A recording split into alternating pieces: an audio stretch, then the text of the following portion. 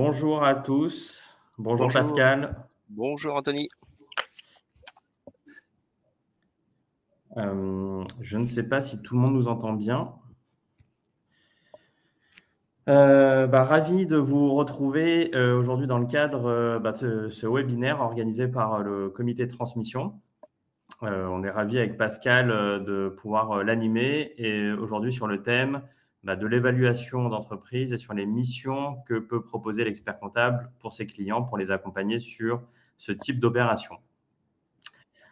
On va peut-être laisser 1 ou 2 minutes le temps de faire venir les retardataires.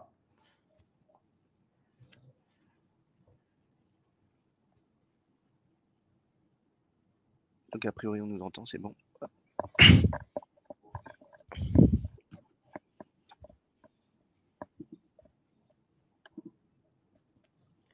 Ok, parfait.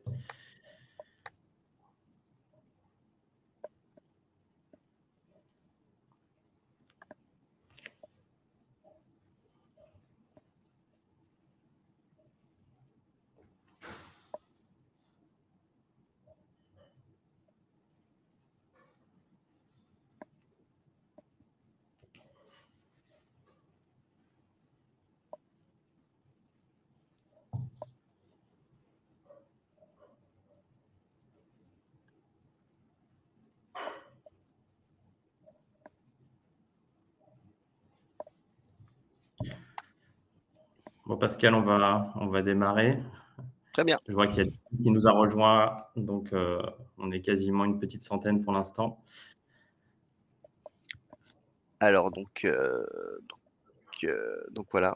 Donc je me présente peut-être d'abord. Donc je suis Pascal Mercier, expert comptable à un cabinet situé dans les Yvelines et puis membre du comité de transmission depuis plus de 6 mois quoi maintenant. Donc voilà. Parfait. Donc moi, je suis Anthony Guez, je suis expert comptable. Je fais partie aussi du comité transmission. Et puis, j'accompagne mes clients. Donc, alors, mon cabinet est aussi en région parisienne et avec mon cabinet, on accompagne nos clients sur des sujets à la fois de structuration et d'accompagnement sur des opérations un petit peu exceptionnelles également. Donc voilà, aujourd'hui, on va essayer de vous retranscrire un peu des cas d'usage qu'on a pu mettre en place, observer, et puis vous transmettre aussi tout ce que l'ordre fait aujourd'hui, a mis en place en termes de documentation, en termes d'organisation pour faciliter, entre guillemets, la réalisation de ce type de mission. Alors donc du coup le webinaire il va s'articuler donc d'abord une introduction, après on va décrire les grandes étapes d'une mission de transmission, ensuite les outils pour les évaluations d'entreprise. On va un peu détailler mais de manière assez bref et succinct les missions d'accompagnement dans la transmission, le déroulement et les différentes missions qu'on peut proposer. On va vous donner des cas pratiques et des conseils d'après nos expériences par rapport à comment structurer son offre en termes de transmission et d'évaluation. Et puis après, une dernière partie sur où trouver les informations. Alors on a conçu le diapositif pour que ça soit pratique et utilisé pour tous et avec des QR codes et des liens pour pouvoir accéder aux outils que propose l'ordre des experts comptables et puis après une dernière partie de 10-15 minutes sur de questions-réponses et l'objectif c'est de terminer vers 10h15, 10h30. Donc voilà. Ouais.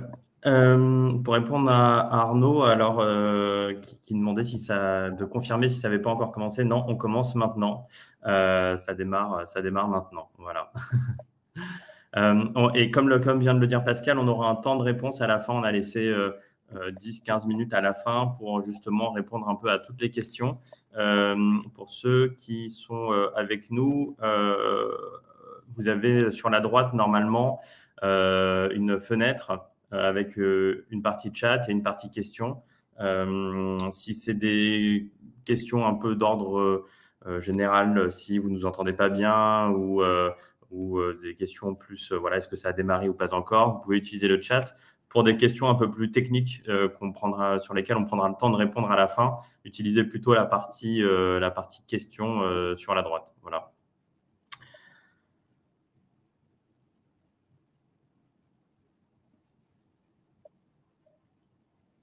Donc, donc on va commencer. Ouais.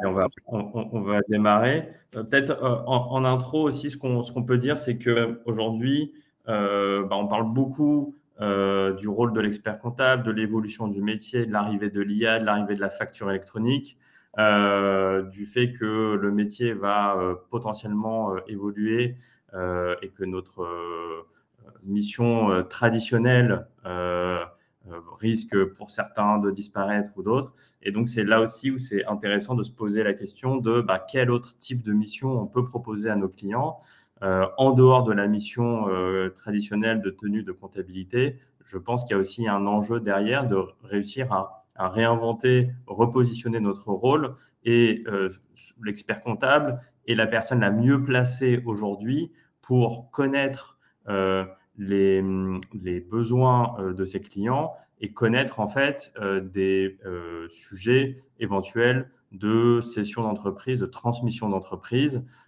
Il peut le savoir, il peut être le premier à être au courant, il peut le savoir parfois des années en avance, ce qui lui laisse le temps de communiquer auprès de ses clients, de le faire intelligemment.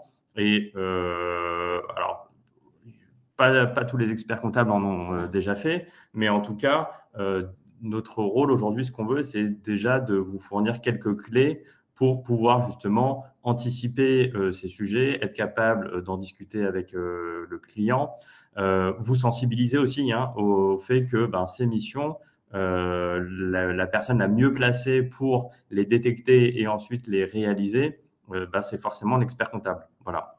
Donc, c'est ce vers quoi on va s'attacher aujourd'hui. Voilà. Ouais, exactement. On a vraiment un rôle central en tant qu'expert comptable généraliste. Et puis après, pour mettre en relation aussi avec constituer éventuellement un pool et de recommander, ça peut être des avocats ou des conseillers en gestion de patrimoine, banquiers ou autres, pour vraiment accompagner au mieux nos clients par rapport à ce sujet-là, en fait. Donc, par rapport à la transmission et voilà. Donc après les grandes étapes d'une mission de transmission. Alors en fait, donc on a en termes il y a la cession d'entreprise. Donc dans un premier temps, on fait un diagnostic initial de l'entreprise telle qu'elle est actuellement et du projet de cession. Savoir voir quels sont les points forts et les points faibles, quelles sont les choses à améliorer pour faciliter la transmission à un tiers ou à un membre de la famille ou à un salarié. Et puis après, quel est vraiment le projet de cession, si c'est dans un but de céder une entreprise en vue de réinvestir ou en vue de vraiment dans un but de transmettre une entreprise et un savoir-faire et, euh, et voir continuer l'entreprise. Parce que ça c'est un enjeu majeur pour, pour le marché. Alors ensuite, après, on fait une évaluation de l'entreprise dans un premier temps. Et après, à partir du diagnostic, du coup, on essaye de proposer des plans d'action en collaboration avec le chef d'entreprise pour améliorer la transmissibilité de l'entreprise. Et puis, on structure le projet de cession et puis on monte un dossier de cession. Et puis, à partir de ce dossier de cession, du coup, on commence à rechercher des acquéreurs. Et après on les accompagne, dans la négociation et le closing de la documentation juridique. Et puis après on accompagne aussi en général pour tout ce qui est post-transmission, à partir des solutions qu'on a envisagées et puis pour accompagner au mieux, par exemple, ne serait-ce que dans la fiscalité, personnelle ou dans le montage, juridique après, notamment en créant une holding ou, pour réinvestir après, ça peut être dans l'immobilier ou dans des produits financiers. Et après et au niveau de la reprise d'entreprise, bah, du coup, on fait on définit la faisabilité du projet, de reprise d'entreprise. Heu, on essaye de commencer à chiffrer à partir des éléments du chef d'entreprise, enfin du repreneur. Parce qu'un repreneur un acquéreur, rêve d'avoir son entreprise idéale, et des fois il y a des contraintes, financiers, qui obligent, notamment, financiers, ou autres qui obligent, juridiques qui obligent à essayer de bien cadrer le projet en fait. Une fois qu'on a fait le dossier, le projet le cadrage du projet de reprise, on fait les démarches, auprès avec des partenaires, des intermédiaires notamment, pour les rechercher et puis, évaluer les entreprises cibles. Heu, Puis ensuite on participe à la négociation, à la formalisation des conditions de reprise et puis on sécurise le projet en faisant un audit préalable, de l'entreprise, en définissant bien les différents champs d'intervention. Ça peut être juste c'est une phase très importante en fait. C'est à ce moment-là où ça permet de voir s'il y avait des zones à risque au contraire des zones où on peut optimiser, le on peut faire des gains futurs en termes d'amélioration de la rentabilité de l'entreprise, achetée. Puis après on décide, en faisant on décide, après on accompagne le repreneur dans son choix et en lui donnant toutes les billes pour pouvoir, heu, pour pouvoir prendre sa décision, pour savoir s'il doit reprendre l'entreprise qui est ciblée ou au contraire, abandonner, dès maintenant en fait. Et puis après après il y a la recherche de financement et puis après il y a la négociation du protocole de cession, des actes juridiques, notamment s'il y a un montage, et mise en place de la structure, notamment s'il y a un montage de création d'holding, notamment. Donc ça c'est une phase, qui peut être assez longue, qui peut prendre plusieurs mois. Et puis après, il y a l'accompagnement dans la prise en main de la nouvelle structure, selon les conditions, du protocole de cession et éventuellement aussi du suivi par rapport aux clauses des compléments de prix, par rapport à ça, en fait. Donc voilà. Peut-être pour Ouais, compléter, Pascal, en fait, là-dessus, là où on voudrait insister, ça serait que vraiment, je pense que l'expert comptable, il a toute sa part à prendre vraiment dans ce type de mission parce que c'est des missions avec un scope extrêmement large. Il y a des sujets d'évaluation, il y a des sujets juridiques, il y a des sujets fiscaux, il y a des sujets patrimoniaux. Mais au final, c'est des sujets sur lesquels l'expert comptable peut s'approprier tous ces domaines de compétences et alors parfois quitte à s'entourer d'autres professionnels qui sont peut-être spécialisés dans certains domaines quand il y a des sujets très très très particuliers, par exemple un fiscaliste ou autre, mais en ou un tout cas notaire, ouais. ou un notaire ou voilà. Mais je pense que l'expert comptable, il a son rôle à jouer un peu aussi en tant que chef d'orchestre pour justement organiser un peu toutes les relations et toutes les interactions et être force de proposition et justement ne pas subir, je pense que l'enjeu il est un peu là-dessus, c'est de ne pas subir ce type d'opération en étant juste celui à qui on demande d'envoyer les 3 dernières liasses fiscales, mais d'être moteur sur l'opération et d'être vraiment le chef d'orchestre qui va jouer pleinement le rôle d'accompagner le dirigeant dans un projet de reprise ou de cession. Voilà. C'est exactement ça, ouais.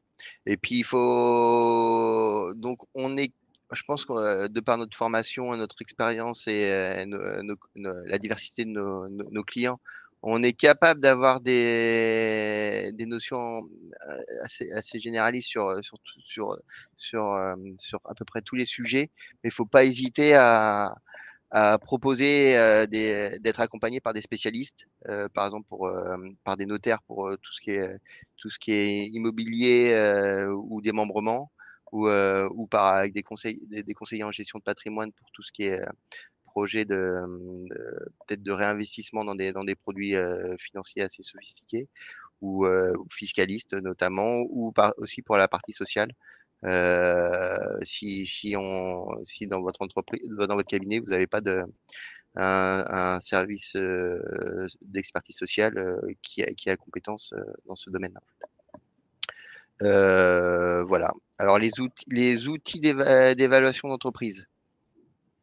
Ouais. Alors là, l'objet global du webinaire aujourd'hui n'est pas forcément de s'attarder trop longtemps sur les différentes méthodes d'évaluation, mais on voulait faire quelque chose d'assez complet, donc on ne pouvait pas passer complètement à côté de ça. Donc, dans la partie outils, on va revenir sur les différentes méthodes classiques. Alors, ceux qui sont aujourd'hui très avancés dans ce type de mission ont l'habitude et les connaissent. Pour ceux qui découvrent ça, ça peut être intéressant, ça peut être un rappel toujours pertinent de ce qui se fait, de ce qui se pratique. Voilà. On va regarder un peu les outils qui existent aujourd'hui. On va les redescendre ensemble et puis peut-être faire quelques recos sur voilà, des choses très, on essaye en tout cas très pratico-pratiques. Alors, sur les différentes méthodes d'évaluation, généralement, c'est des méthodes classiques, l'approche patrimoniale, l'approche de rentabilité, l'approche comparative. Et puis après, on va faire un petit focus sur des cas qui sont un peu plus particuliers, sur lesquels, en fait, les 3 méthodes citées au-dessus ne s'appliquent pas forcément toujours. C'est le cas, par exemple, des holdings, c'est le cas de startups, par exemple, qui sont les premières années souvent pas rentables, qui n'ont pas non plus un historique sur lequel s'appuyer. Donc, on viendra après par la suite. Si on regarde donc l'approche patrimoniale, donc là, c'est vraiment une approche pour voir à l'instant T le patrimoine de l'entreprise, comme son nom l'indique, et donc voir un peu la richesse déjà qui a été créée jusqu'à maintenant. Voilà. Alors, c'est une approche qui peut être utilisée pour des sociétés qui sont déjà matures, avec des actifs et qui connaissent aussi, on va dire, une certaine stabilité dans l'avenir. Voilà. Pascal, si tu veux. Ouais. Suivant. Ouais. L'approche de rentabilité, donc là, on va dire, il y a 2 grandes méthodes. Il y a la méthode des DCF qui correspond en fait à l'actualisation des flux de trésorerie futurs. Donc ça implique derrière de faire un business plan, déjà généralement sur au moins 5 ans, d'avoir ensuite un taux, de travailler sur un taux d'actualisation et certains éléments qui vont constituer ce taux d'actualisation. Cette méthode, en fait, elle s'applique donc sur les projections sur les 5 prochaines années. Donc déjà, il faut avoir une vision un peu précise de ce qui va se passer selon des scénarios, mais ça ne s'applique pas, c'est difficilement applicable à une société qui est beaucoup trop jeune aujourd'hui, qui démarre à peine son activité, parce que pour challenger les hypothèses constitutives des prévisions futures, ça peut être un peu difficile. Donc, c'est déjà un business plan à 5 ans pour une société un peu mature. Il y a toujours des aléas, il y a toujours des inconnus. Appliquer ça à des sociétés qui n'ont pas forcément cette historique, c'est forcément compliqué. Donc, l'idée là-dessus, c'est plutôt d'appliquer cette méthode à des sociétés qui seront en croissance, parce que l'idée, c'est plutôt de valoriser le futur que le présent ou le passé, mais en tout cas, avec des éléments qui pourront être rattachés aujourd'hui à un certain niveau d'atteinte d'objectifs à aujourd'hui. Voilà. L'idée, c'est plutôt de valoriser l'avenir, mais en partant pas complètement de zéro aujourd'hui. Voilà. Donc, c'est une mécanique un petit peu particulière qui peut être très sensible en fonction du taux d'actualisation qui va être retenu, en fonction de certaines autres variables. Donc, il faut être très prudent dans justement la définition du taux d'actualisation parce que en changeant un tout petit peu de quelques pourcentages, on peut obtenir des résultats extrêmement différents. Voilà. La méthode des multiples, alors l'EBITDA en anglais, l'EBE en français, ou un multiple de chiffre d'affaires, ça c'est une méthode qui permet de valoriser sur la base de quelque chose qui est aujourd'hui connu, maîtrisé. Alors après, ça peut impliquer des retraitements. Par exemple, il peut y avoir des retraitements sur des frais un petit peu exceptionnels, non récurrents, on va dire, sur de la rémunération d'un dirigeant qui pourrait être soit excessive, soit à l'inverse, un dirigeant qui ne se rémunère pas. Il faudrait réintégrer dans les l'EBITDA à un endroit quand même une sorte de rémunération un petit peu normative. Et donc, une fois qu'on a cet agrégat, que ce soit l'EBITDA ou le chiffre d'affaires ou pour certaines sociétés, on va dire une vision projetée un peu du chiffre d'affaires. L'idée, c'est d'appliquer un multiple de marché et donc derrière d'obtenir une valorisation de l'entreprise. Voilà.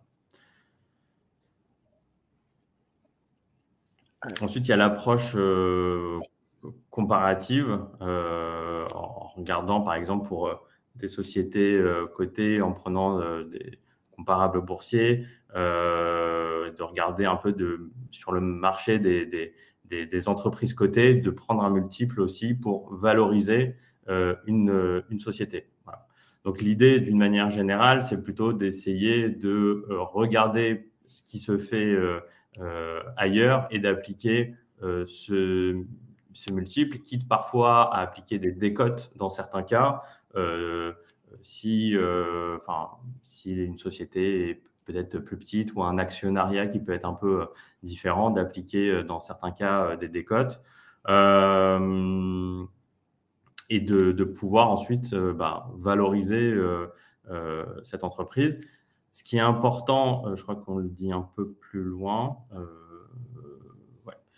Alors, donc, il y a des cas particuliers. Par exemple, la holding, elle va pas forcément générer une activité vraiment opérationnelle. Donc, c'est plutôt une approche plutôt patrimoniale qui va être mise en place. Le problème qui peut se poser, c'est parfois des sociétés qui ne sont pas rentables, type soit des startups, soit même des sociétés à faible rentabilité. Quand on a un EBITDA qui est négatif, 5, 6, 7, 10 fois un EBITDA négatif, ça fait toujours une valeur à zéro, négative.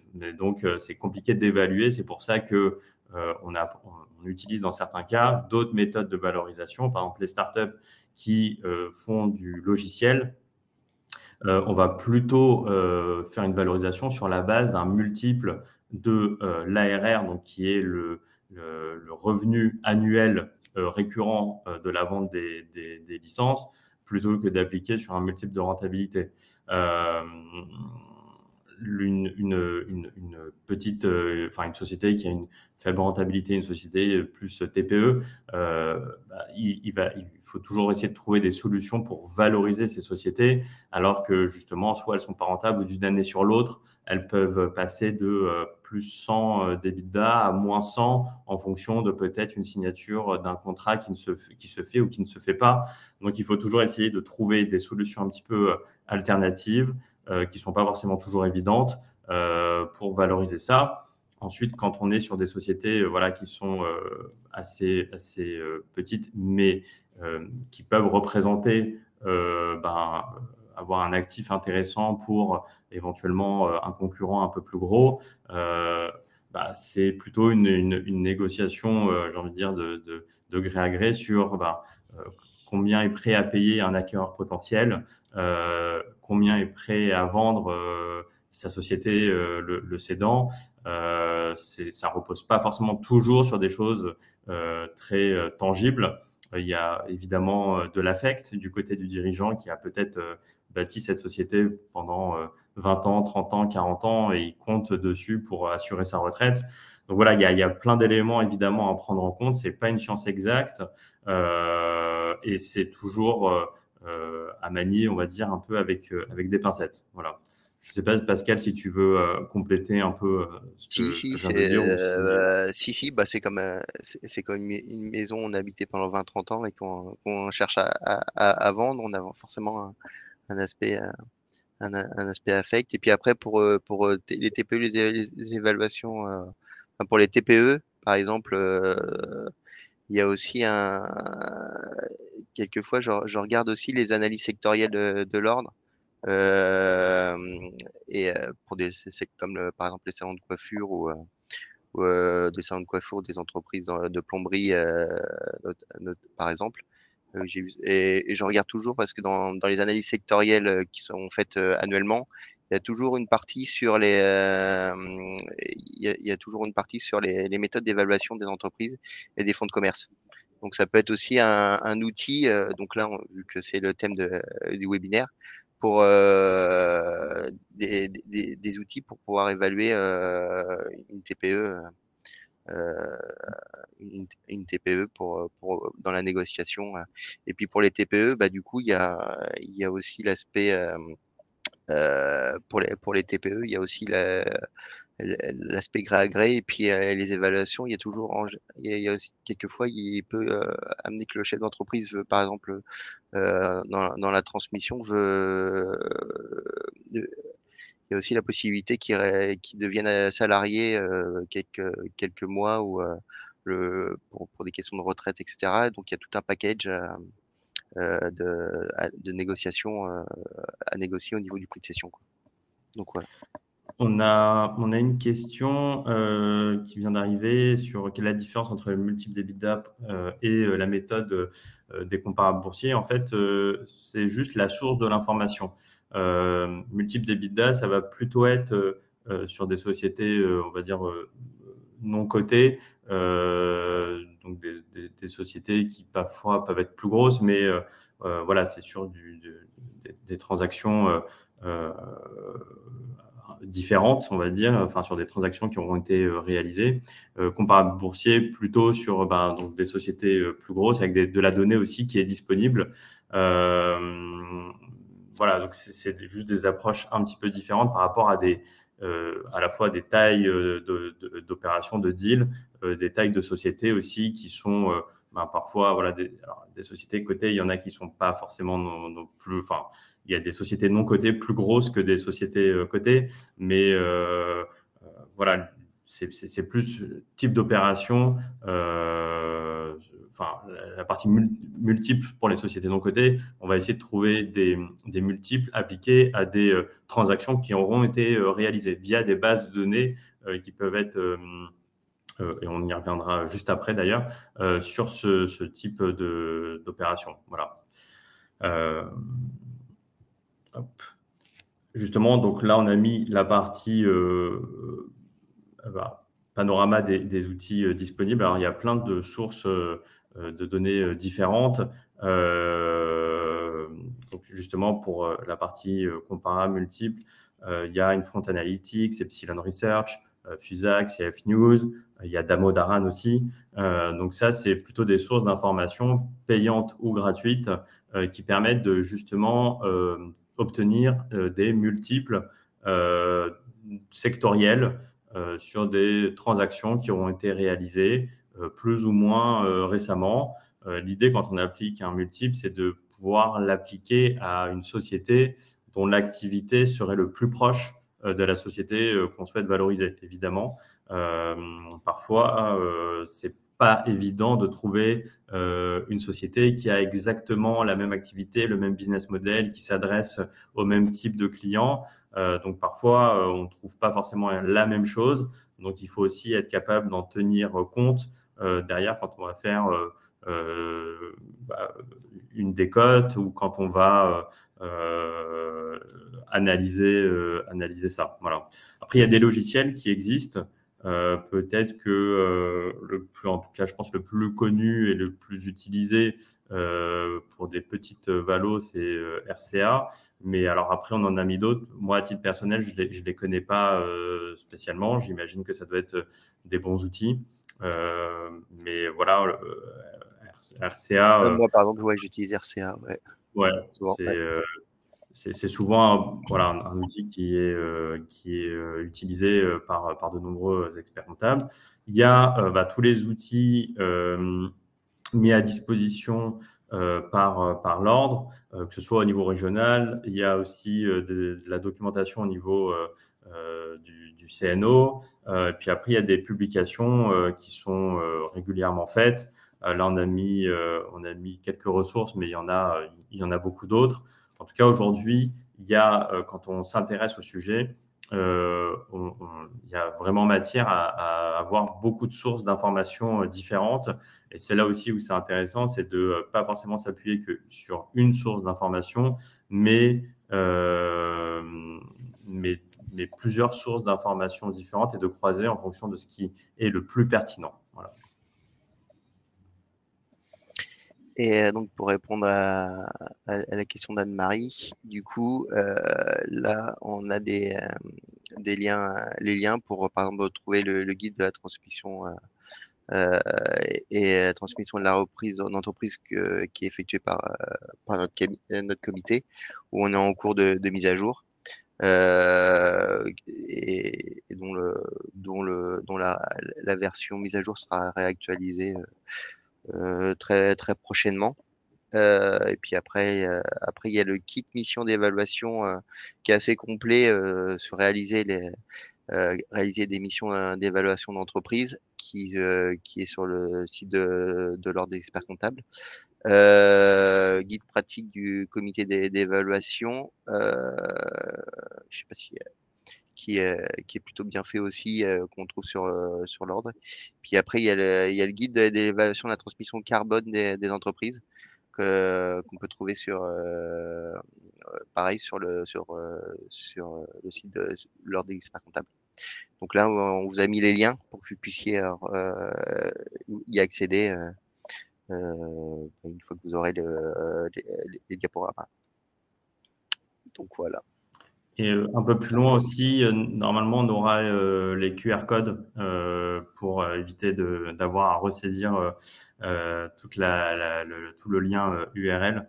Donc, normalement, on a essayé d'être exhaustif là-dessus. Et pratique. Voilà. Que ça soit plus pratique Ouais, pour vous, en fait. Donc voilà. Après, au niveau recommandations. Ouais, ensuite, une fois qu'on a fait un peu différentes méthodes, l'idée, c'est d'obtenir plutôt une fourchette de valorisation, parce que quand on valorise une entreprise, il n'y a pas une valeur unique, c'est plutôt une fourchette de valeurs. Et l'idée, c'est de dire, ben voilà, cette société vaut entre tant et tant, sachant que derrière, il peut y avoir plein d'autres raisons qui font que une transaction se fait à un prix qui peut être plus élevé ou plus faible. Un acquéreur peut accepter de surpayer s'il pense qu'il peut y avoir un intérêt stratégique, des synergies, etc. Et à l'inverse, peut-être un dirigeant qui veut vendre très vite sa société sera peut-être prêt à la vendre à un prix inférieur s'il sait que derrière, il s'engage pas à rester, par exemple, 3 ans ou s'il n'a pas une indexation sur un éventuel earn-out ou autre. Donc voilà, l'idée, c'est plutôt d'obtenir une fourchette de valorisation, mais il y a une distinction à faire entre la valeur et le prix. Voilà, la valeur, c'est ce que ça vaudrait selon des méthodes appliquées. Le prix, c'est ce qu'un acquéreur est prêt à payer. Et parfois, il peut y avoir une petite différence entre les deux. Voilà. Ce qui est important aussi, et parfois c'est ce qu'on voit, et c'est pas pour le coup pas forcément une bonne pratique, c'est de prendre, j'ai mis en place 3 méthodes, j'ai obtenu 10, 15 et 20, et je fais la somme des 3 et donc la valeur c'est 15. Non, on ne fait pas de moyenne entre différentes méthodes, parce que c'est justement ces méthodes, elles contribuent à donner une fourchette de valorisation, mais on ne mélange pas différentes méthodes pour en faire une moyenne. Ça n'a pas vraiment de sens. Donc, c'est plutôt d'essayer de donner une fourchette qui ne soit pas non plus trop large. Il ne faut pas dire sa société vaut entre 5 et 50 millions, parce que là, le delta, il serait important. Il faut essayer d'avoir une fourchette qui soit un peu plus restreinte. Mais en tout cas, voilà, c'est donner un angle de réflexion qui peut être intéressant. Voilà. Si on croise un peu toutes les méthodes, voilà, sur les 3 méthodes, il y a, on va dire un peu des choses un peu différentes qui sont mises en valeur, on va dire. La méthode de l'activeness, ça va plutôt être une sorte de valeur plancher. La méthode de la rentabilité, enfin les méthodes de rentabilité vont plutôt mettre en avant la performance de l'entreprise. Puis, les méthodes des comparables, c'est de voir la cohérence par rapport à des transactions qui ont pu être faites sur d'autres opérations ou par des sociétés cotées. Donc là, avec de l'information qui est disponible et qui permet un peu de se challenger. Voilà. Ouais, par rapport à la réalité du marché, quoi. Exactement. Donc voilà. Et après, Je vois dans les questions, effectivement, oui, on n'a pas parlé de la CCEF, qui à la fois propose, je sais, des formations. Je sais qu'ils font beaucoup de documentation écrite, ils organisent des webinaires. Effectivement, il y a la CCEF, et il y a plein d'autres outils aussi. Je vois qu'ils sont cités là. On parle de Avalor, on parle de Diagen Grow. ouais. Voilà. Donc après, des outils, il y en a beaucoup. Mais c'est justement aussi intéressant que chacun puisse, via le chat, donner aussi un peu les noms d'outils qui sont utilisés. Ça permet aussi de faire découvrir peut-être des outils qui méritent peut-être plus d'attention. Voilà. Exactement, ouais. Euh, Et après, ouais. On voulait aussi insister sur la limite de certains outils automatisés.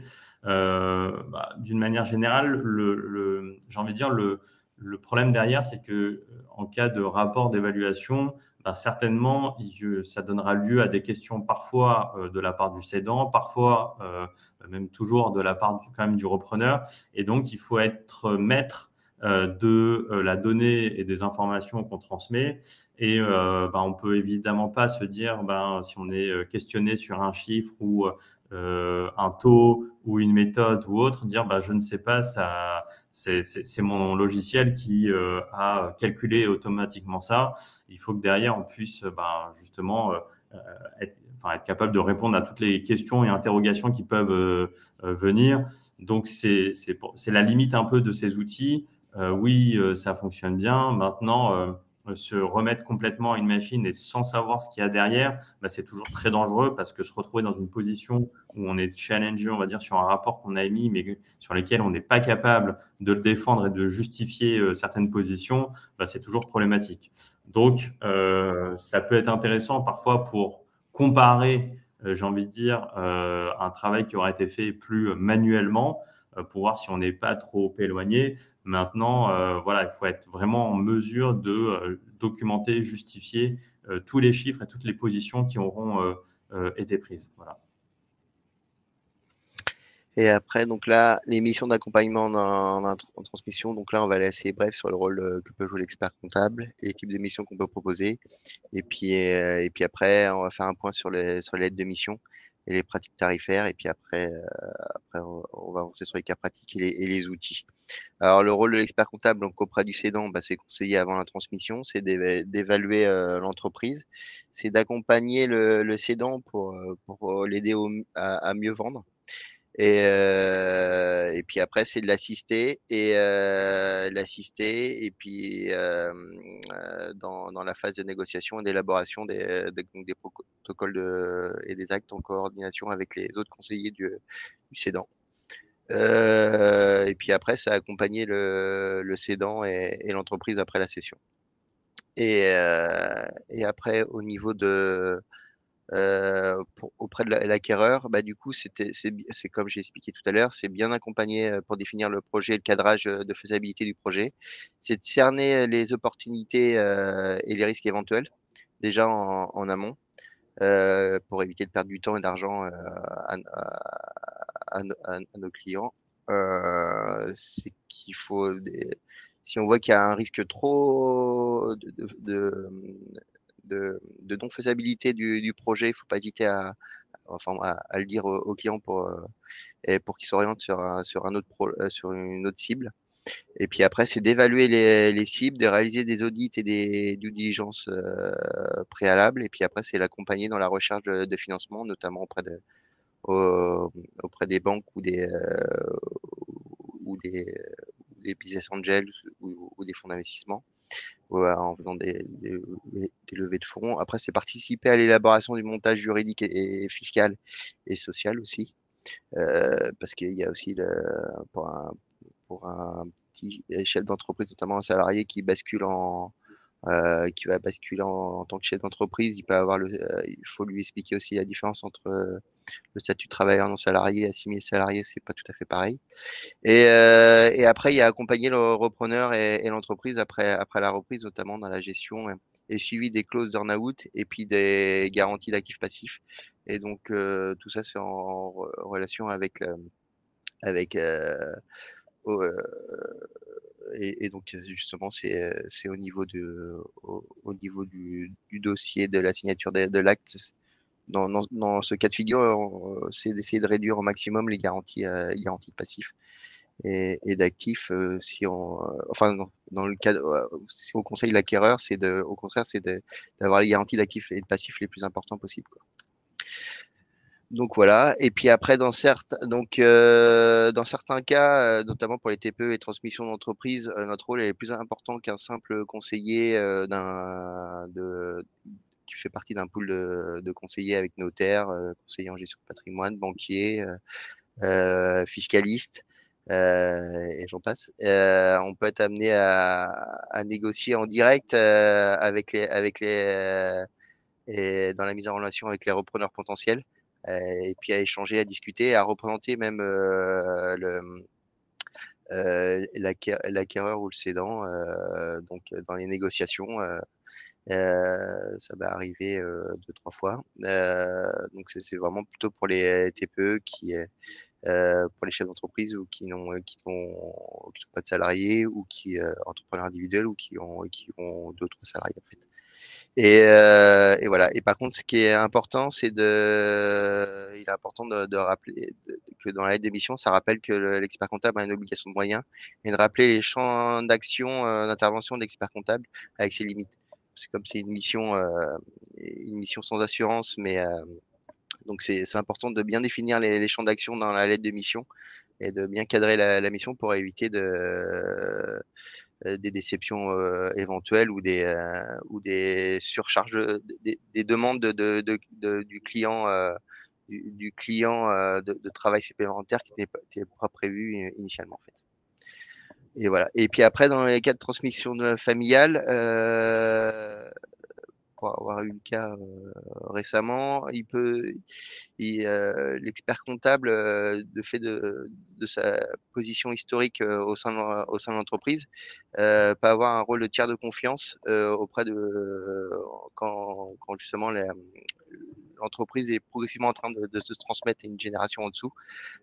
C'est du coup et donc, du coup, c'est conseillé dans la stratégie de transmission de l'entreprise, soit suffisamment en amont en mettant en place des packs du trade, des démembrements de parts sociales ou autres, ou ne serait-ce que de jouer un rôle de tiers auprès des différentes branches de la famille, si jamais, surtout si avec la transmission, en général, il peut y avoir des sujets de discorde.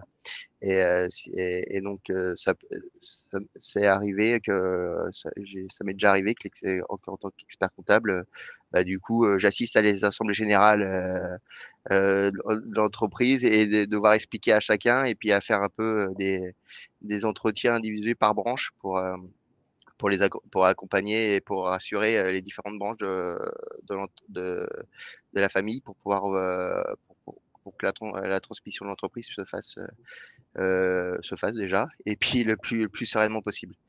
Et donc, du coup, c'est l'expert comptable a aussi un acteur important dans le gage de continuité de la et de fluidité dans l'établissement des informations financières, sociales et comptables. Donc voilà. Oui, il y a moins de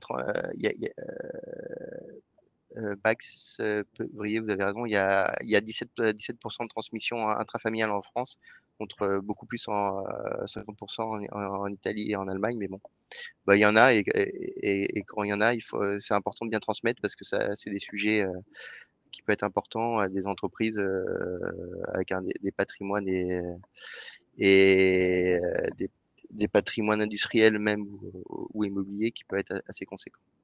Donc voilà. Et alors les types de missions proposées, diagnostic de transmissibilité de l'entreprise, préparation à la cession en établissant un business plan, le retraitement, les indicateurs et puis en mettant en place des plans d'action pour améliorer euh, la, la transmissibilité et rendre l'entreprise ou la société plus euh, plus plus joli quoi, donc à la vente. Ensuite, il y a la valorisation et le support à la négociation et à la revue de la data room, la structuration juridique et fiscale, et puis après l'accompagnement post-session en mettant en place des reportings pour suivre les, les valorisations des earn-out et puis des garanties d'actifs passifs.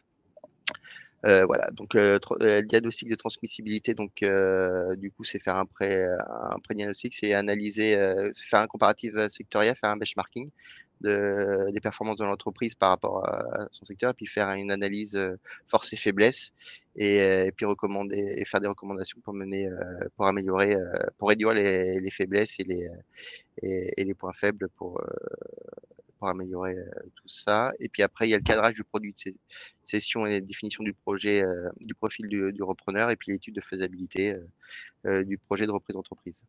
Et donc après, donc voilà, c'est dans l'émission. Donc on a la définition donc l'évaluation de l'entreprise avec, comme expliquait déjà Anthony, avec la fourchette, avec l'intervalle de valeur d'entreprise et la fourchette du prix et les prix souhaités et les conditions de cession. Et puis après, il y a l'élaboration du dossier de présentation et puis de l'offre de cession et de présentation. Et puis pour la reprise, c'est un peu similaire, l'élaboration d'une première approche de business plan pour identifier les retraitements à appliquer. La définition d'une fourchette, et puis après la recherche et la mise en relation auprès de repreneurs de, de, de cédants potentiels. Après, il y a la négociation et la rédaction de la documentation formelle et juridique. Donc, on peut proposer des missions de participation à la négociation, rédaction il faut bien rédiger donc la lettre d'intervention et la participation au protocole garantie et définir bien les rôles de chaque membre du pôle de conseil. Et puis après, il y a l'indication donc dans la lettre d'intervention sur la valeur et les conditions de fixation de prix, des conditions suspensives, et puis le calendrier, et puis voilà.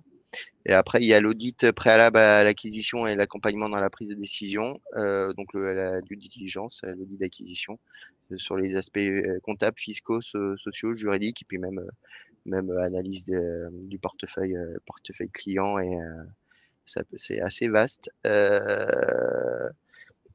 Les domaines où les champs d'intervention dans l'audit d'acquisition, parce que le but c'est de donner le maximum de billes et pour identifier les zones de risque et les lieux d'optimisation pour la reprise, et puis l'élaboration du business plan de reprise pour pour voir pour bien modéliser et chiffrer la rentabilité de l'opération et le plan d'action à mener pour la reprise, et puis après l'élaboration donc du dossier pour obtenir le financement et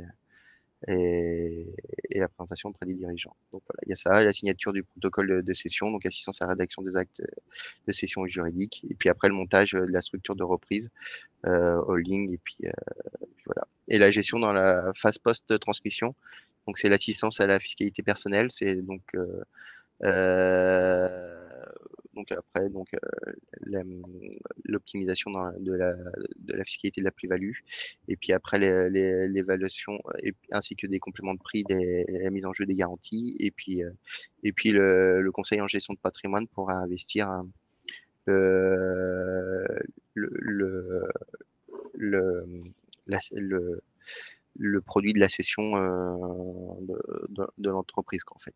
Donc voilà, après l'assistance, après plutôt là au sein de l'entreprise, de la mise en place de la nouvelle organisation administrative et comptable quand il y a déjà quand il y a un acquéreur qui veut refondre l'organisation, puis après voilà, le conseil dans la gestion et le développement de l'entreprise. Donc pour ça, donc il y a des modèles, les modèles de lettres de mission sont sur le site de l'Ordre des experts comptables. Je vous ai mis le QR code et le lien d'accès.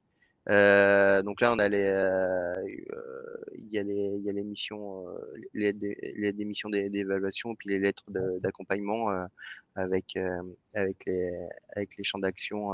Donc c'est important de bien borner cette lettre de mission et de la faire signer pour éviter tout risque, et bien rappeler tout risque et bien rappeler l'obligation de moyens, et définir aussi la valorisation de nos honoraires. Donc il y a deux types d'honoraires de pratiques qui est utilisé. Donc il y a l'historique qui est les honoraires de diligence facturés au temps passé ou au forfait, comme une mission d'expertise comptable un peu classique. Et donc c'est adapté plutôt au démarrage de la mission ou pour la partie audit d'organisation. Et après il y a il y a la deuxième pratique qui est, je pense, la plus juste par rapport aux résultats obtenus, qui est les success fees, qui est adapté. Donc on définit un objectif chiffré et un pourcentage de success fees. En général, c'est entre 5 et 10% des critères retenus. Et ça, c'est important que le mode de calcul soit bien indiqué dans la lettre d'émission. Donc voilà. Et après, donc il est déjà 55. Alors, on va aller assez rapidement au niveau. Je te laisse parler, Anthony, au niveau des cas pratiques, et puis on va terminer avec les outils. Et si on regarde maintenant un peu la partie en pratique, comment ça se passe. Donc, tout à l'heure, j'avais pris un peu l'image du chef d'orchestre, l'expert comptable et le chef d'orchestre, et va faire intervenir potentiellement d'autres spécialistes s'il y a des sujets plus ou moins pointus qui nécessitent vraiment une expertise particulière et que l'expert comptable, lui, n'a pas forcément l'expertise attendue. On peut faire intervenir évidemment un avocat, un notaire, d'autres types de conseillers. L'idée, je pense, c'est de réussir à garder, on va dire, la main sur la gestion, l'organisation de la mission pour garder en fait aussi cette vue globale, parce qu'au final, je pense qu'il n'y a que l'expert comptable qui aura cette vue globale. Les autres interviendront juste sur un point spécifique particulier, un sujet juridique, un sujet de gestion de patrimoine ou autre, mais je pense que seul l'expert comptable aura une vision un peu à 360 et en plus connaît son client depuis peut-être plusieurs années ou voire même plusieurs dizaines d'années, connaît, on va dire, son caractère, son appréciation par rapport au risque, au stress, un certain nombre de sujets. Il connaît potentiellement des sujets pro et des sujets perso. Bref, à lui de trouver le juste équilibre un peu entre toute l'organisation de la mission et l'intervention de tiers. Le rôle de l'avocat et du notaire dedans, ça va plutôt être sur une partie structuration juridique, avec la rédaction de toute une documentation assez complexe parfois autour de cette opération. Et c'est important d'être bien accompagné parce que justement, la partie juridique, c'est ce qui va vraiment donner, c'est certaines clauses et la rédaction de certaines clauses qui peut avoir des impacts sur l'opération en elle-même et puis tout ce qui va en découler et sur parfois des compléments de prix et des choses comme ça. Il va y avoir dans certains cas, c'est pas obligatoire, mais des conseillers en M&A, donc qui sont plutôt là pour faire en sorte que le deal se fasse. Alors je dis que parfois il y en a pas parce que parfois l'acquéreur connaît déjà le cédant et puis il y a une approche plus ou moins directe et il n'y a pas forcément de conseiller M&A dans le cadre de l'opération. L'idée là, c'est de trouver une complémentarité aussi, on va dire, dans les discours, dans la façon dont les choses vont être présentées, à la fois entre la documentation qui sera établie par les conseillers plutôt côté M&A et tout ce qui sera fait côté expert comptable ou côté de l'entreprise, si en interne, par exemple, il y a un DAF qui va établir de la documentation, des reportings, des analyses très précises sur l'activité, voilà, qu'il y ait une cohérence d'ensemble de tout ça. Et voilà, encore une fois, le rôle de l'expert comptable, c'est de pouvoir bien coordonner toutes les opérations. Ouais. Parce que plus il y a de conseils, plus chacun veut mettre va apporter sa valeur ajoutée et ça peut prolonger les différentes phases, notamment en termes de négociation au niveau de la rédaction des actes. Parce que s'il y a ça du côté de l'acquéreur, il y a aussi ça du côté du côté du cédant, quoi, en fait. Donc voilà. Et après,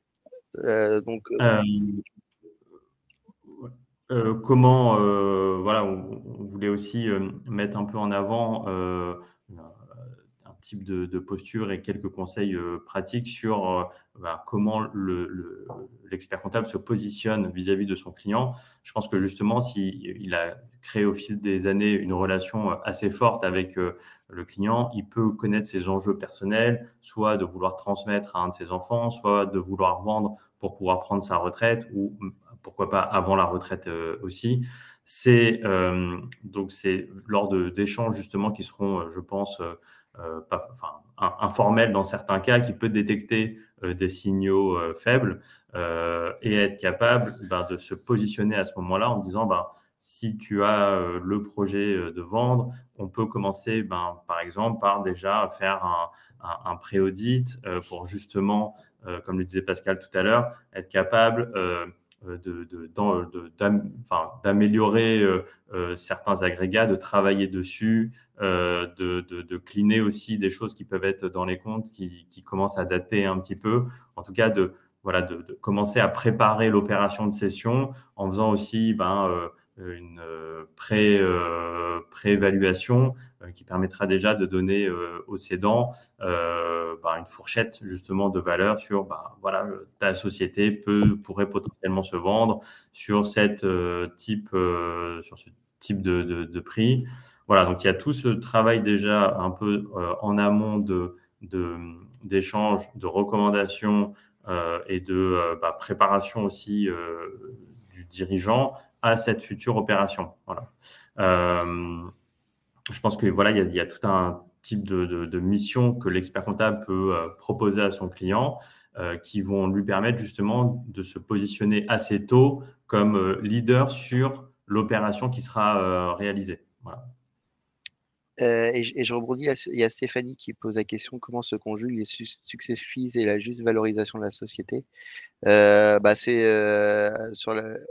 au moment de la vente et du coup on fait l'évaluation et puis la valorisation. Puis après, au niveau du prix de cession, on dit qu'on récupère 5 ou 10% pour évaluer du prix de cession final, en fait.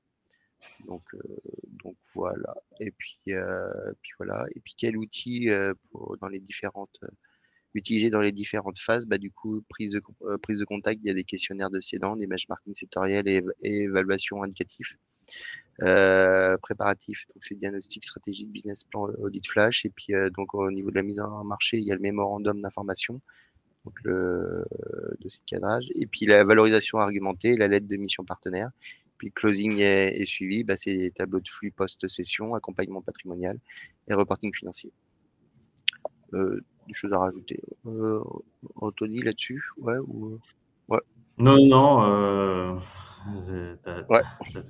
Et après, donc, le retour d'expérience, je te laisse parler sur les retours d'expérience sur les missions réussies. ouais, alors là, on a mis un peu 3 types d'opérations, mais il y en aurait d'autres, hein, mais là, c'est peut-être des opérations un petit peu spécifiques dans le cadre, par exemple, d'une session familiale. Comme le disait tout à l'heure Max, 17% en France de transactions sont des transmissions intrafamiliales. Donc voilà, il y a évidemment tout un cadre euh, à mettre en place fiscal, on va dire. Donc ça, c'est un contexte à maîtriser et puis des opérations à maîtriser. Parfois, il peut y avoir des opérations complexes avec l'entrée d'un fonds type LBO, avec des financements complexes, avec des enjeux aussi sur les 5-7 prochaines années à pouvoir rembourser de la dette. Donc ça, c'est des opérations assez particulières. Il y a la cession parfois juste d'une filiale. Donc, c'est pas une session complète de l'entreprise, mais d'une filiale qui quittera un peu le giron de l'entreprise. Et puis, il peut y avoir des reprises, entre guillemets, plus classiques d'opérations euh, de session. Là-dessus, on a dit déjà pas mal de choses. Je ne sais pas si Pascal, tu veux compléter un peu. Non, non, non, c'est à peu près tout. Donc, la session de filiale et ouais. C'est si session familiale. Moi, j'ai eu le cas dernièrement, par exemple, d'un oncle et d'un fils d'un oncle qui voulait transmettre l'entreprise familiale à son neveu, pardon. Et du coup, un avait 55, l'autre 45%. Et du coup, et le neveu n'avait pas le financement pour pouvoir acheter les parts sociales. Du coup, par exemple, on a en étudiant le cas, on a fait une réduction de capital, vu que l'entreprise avait suffisamment de trésorerie de fonds propres pour sortir l'oncle du capital du capital social de l'entreprise et pouvoir transmettre l'entreprise à 100% à son neveu, en fait. Donc voilà, ça, c'est d'autres démarches. C'est pas simplement des sessions classiques de transactions. C'est en faisant une opération juridique comme ça, qu'en fait. Donc, euh, donc voilà. Donc, où trouver les ressources pratiques pour réaliser une mission d'accompagnement? Alors, donc, les références essentielles, donc, du coup, on a les guides et outils de l'ordre d'expert comptable, on a les outils de Place Fusac, BPI Transmission et CRA. Et après, il y a des réseaux, la CCI notamment d'Île-de-France, qui ont un service spécialisé dans la transmission, d'entreprise. Il y a le réseau Entreprendre aussi, qui aide pas mal les chefs d'entreprise qui souhaitent, en finançant par exemple des prêts d'honneur. Et puis il y a le réseau CRA qui est un réseau créateur et reprise d'entreprise qui est vraiment qui accompagne vraiment très bien leur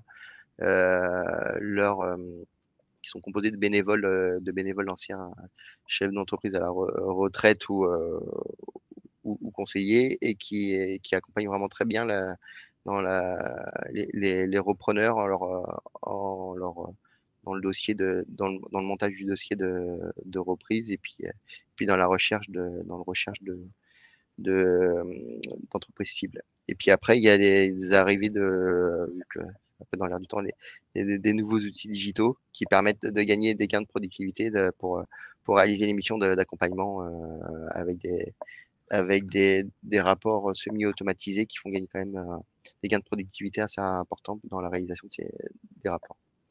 Donc voilà. Alors on a le donc le guide du comité transmission qui se trouve sur le site de l'Ordre des experts comptables.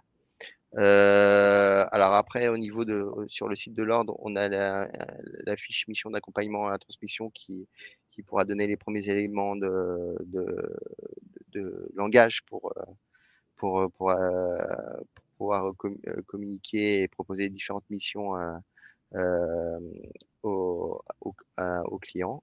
Important aussi, il y a l'information obligatoire à fournir aux salariés d'entreprise de moins de 150 salariés en cas de cession de fonds de commerce ou de part sociale de société. Sur le site de l'Ordre, il y a un outil pour ça, une note d'information, une checklist qui permet de rappeler toutes les mentions obligatoires à fournir par rapport à ça. Il y a aussi une fiche de modèle d'information sur la partie pack du trail qui, qui est assez intéressante. Je vous ai mis à chaque fois le QR code et puis le lien. Il y a les différents outils d'autodiagnostic du client pour la partie préalable pour pouvoir comment démarrer le projet de session session de transmission et de voir les points forts et les points faibles. Ça donne déjà une première approche par rapport à ça.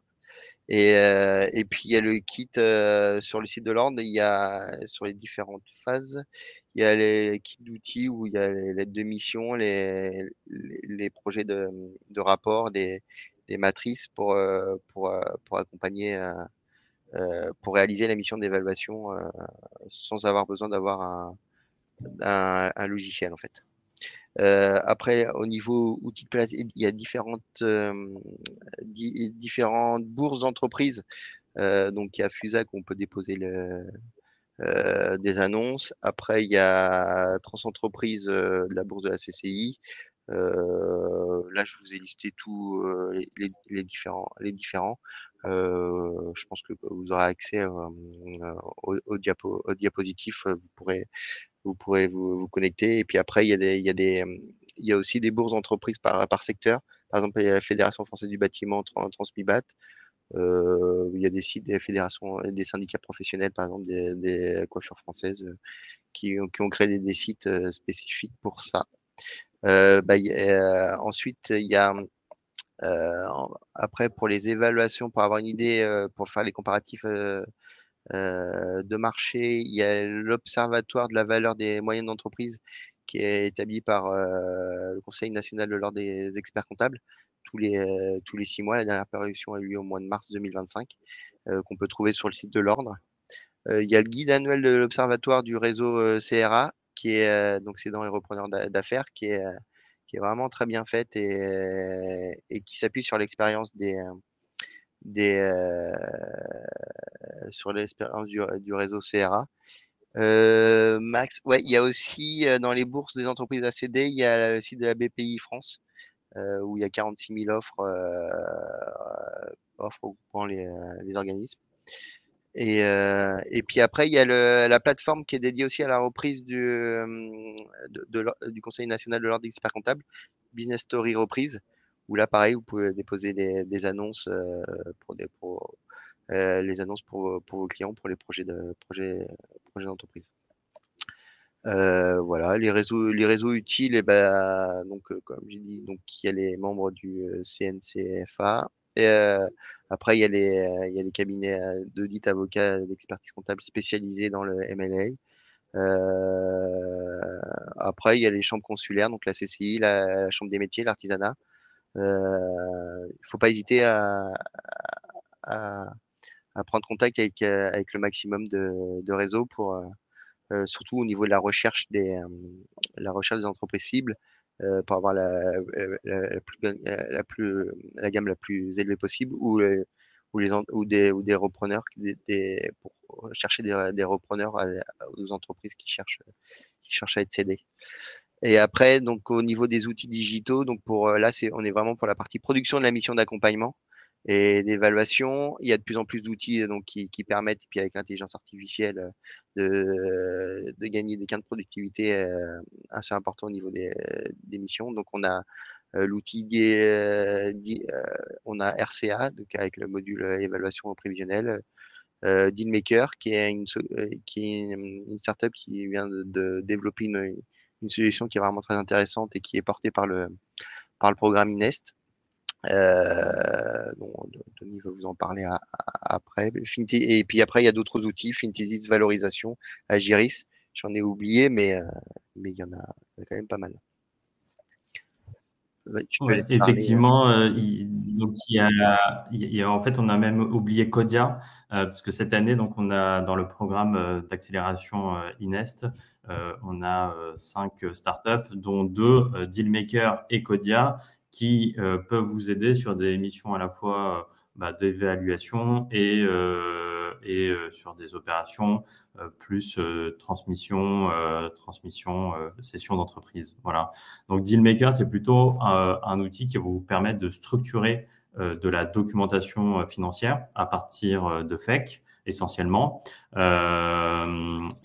Codia, c'est un outil qui va vous permettre justement d'améliorer votre source de données pour, en tout cas, les bases de données, source des évaluations que vous serez amené à faire. Voilà.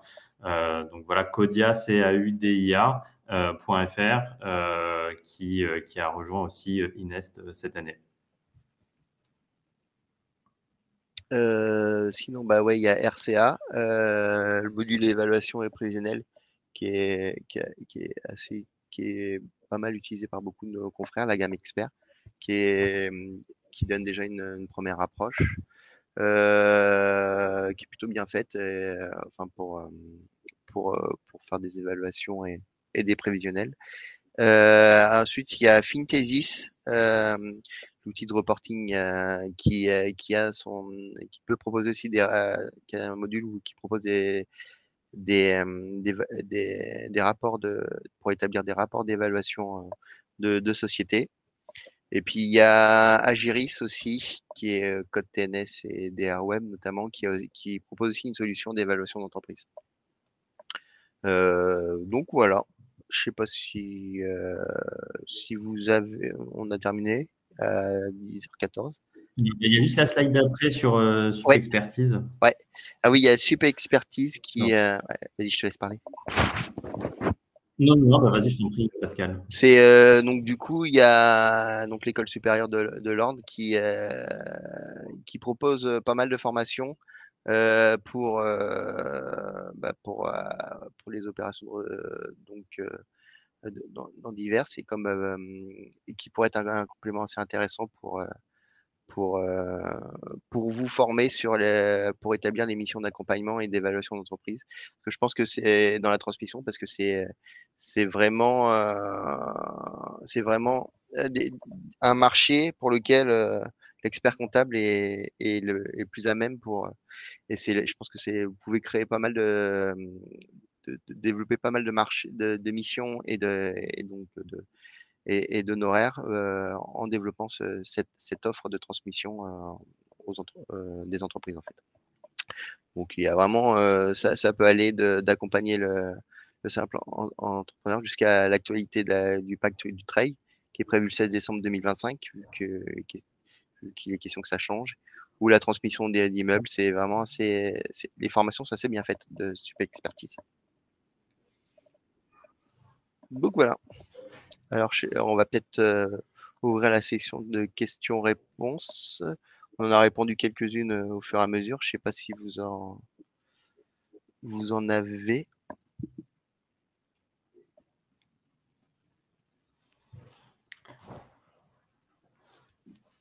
Il y a Laurent qui recommande aussi l'Executive Master de Dauphine en évaluation et transmission qui est organisé en partenariat aussi avec l'Ordre. Je crois que c'est un programme qui dure 18 mois, qui est assez complet, qui demande du temps aussi d'investissement personnel. Voilà.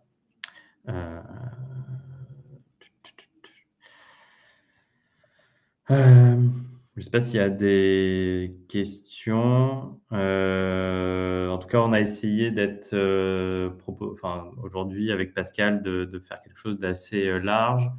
Évidemment, en un peu plus d'une heure, c'est compliqué de rentrer en détail dans tous les sujets. Ouais. L'idée, c'est aujourd'hui, ce qu'on voulait, c'était euh, vous montrer en tout cas, vous sensibiliser sur le fait qu'il y aura beaucoup de missions de ce type à réaliser, parce qu'aujourd'hui, il y a un vrai défi de transmission d'entreprise, parce qu'il y a toute une génération, on va dire, qui va partir à la retraite, et aujourd'hui, il n'y a pas forcément en tout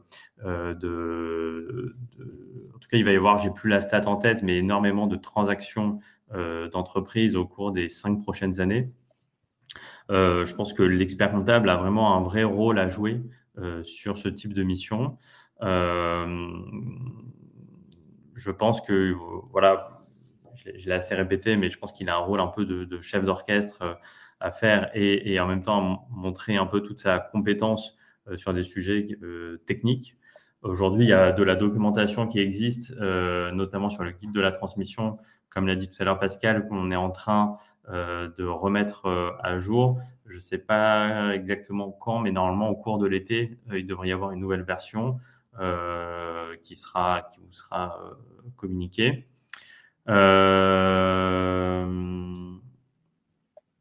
Voilà. Alors, on a une question. Est-ce qu'il y a un site où on peut trouver des missions d'évaluation en sous-traitance?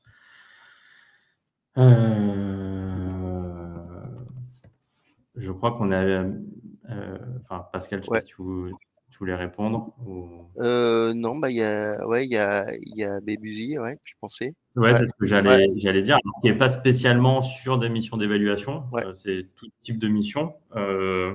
Donc, ça peut être de la sous-traitance comptable, de la sous-traitance CAC, mais il peut y avoir aussi de la sous-traitance sur des missions d'évaluation pour un confrère qui n'aurait pas forcément soit le temps, soit l'habitude d'en faire. Euh, voilà.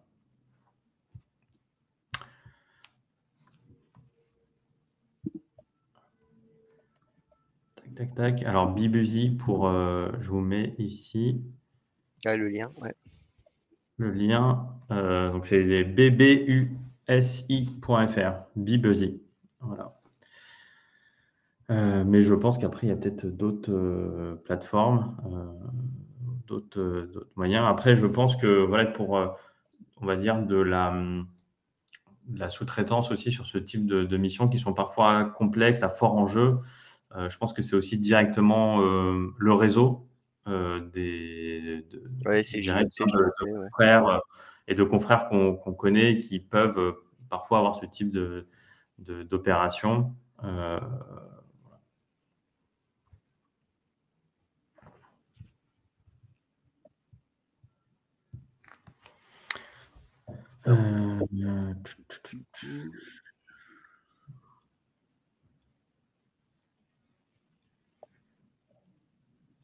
Ouais, Laurent parle de la CCEF, on les avait pas cités, je pense qu'on rajoutera peut-être dans le support écrit sur les slides qui normalement vous seront transmis. On complétera avec Codia et avec peut-être la CCEF.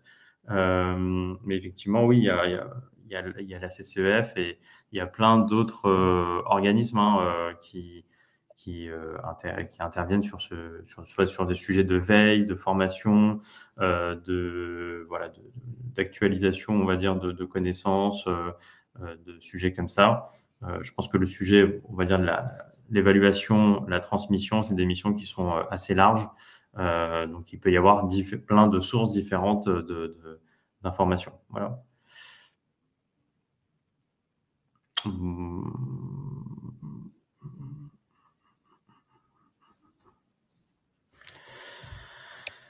Ouais. On a essayé d'être aussi le plus pratique possible pour que ça puisse être utile pour vous, donc en mettant un maximum de liens pour aller rechercher les outils pour pouvoir commencer notamment à proposer les missions d'évaluation, d'accompagnement. Bon, ben, je pense qu'on a fait le tour. On n'a pas d'autres questions. Ben, merci Pascal, merci à tous. Bah, merci Anthony, ouais.